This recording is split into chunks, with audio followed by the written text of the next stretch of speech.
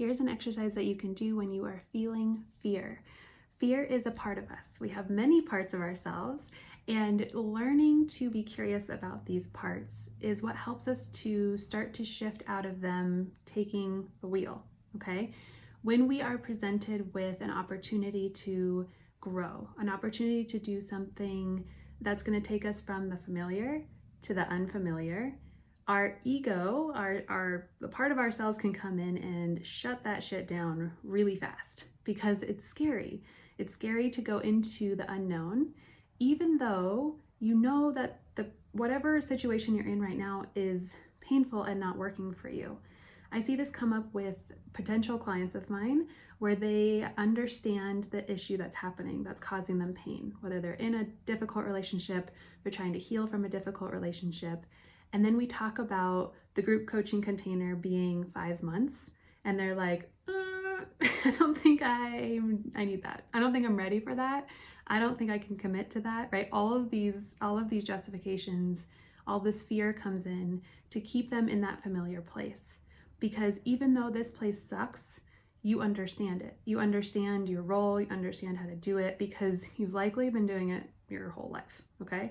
So when we think about going into the unfamiliar, even though the potential might offer us relief and peace and finally be able to experience a joyful, happy, peaceful relationship, we're like, this middle part of getting from here to there feels insurmountable. So when fear comes up for you, doing something, this is something I take my clients through in becoming, in that group coaching container, it's called naming it to tame it. So we have to name the fear in order to tame it, in order for it to not make our decisions, in order for us to be able to self-soothe that part of us that is terrified and validating that, yeah, it's scary to do change. So naming what the fear is. Okay, I'm afraid of doing this group container because I don't want to have to feel the feelings that I've kind of kept at bay. I'm able to sort of live my life in some sort of manner. Occasionally it pops up, but it's like, it's fine. I just keep them there. Okay, if I do this work, I'm likely going to have to feel those things, and I don't want to.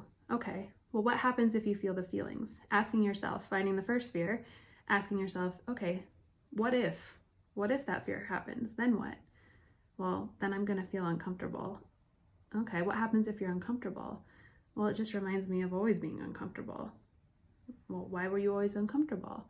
And trying to get to the baseline fear. So maybe the baseline is like, I was always left alone as a kid. I don't know how to manage my feelings, and I'm afraid if I let the anger or the sadness come in, it's never going to leave.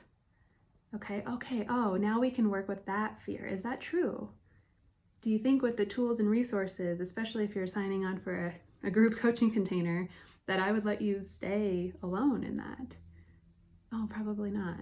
You know, and piecing it down so that you can remind that part of you that there's a higher self, adult self energy that is going to take care of them in ways that maybe you didn't get taken care of as a child. Parts work is much more complicated, and we go through all of that in the group as well to be able to piece out these beliefs, to piece out what we're feeling. But just in this exercise, starting to have that dialogue of like, what is it that I'm actually afraid of? Instead of just looking at the monster in the closet and saying, ooh, that's scary, I don't want to go over there. Like, what about the monster is scary? And starting to get to know yourself, get to know these patterns of beliefs, these patterns of fears, because so much power comes when you better understand your internal landscape. So I hope this exercise is helpful. Please let me know how this lands for you. And that is all.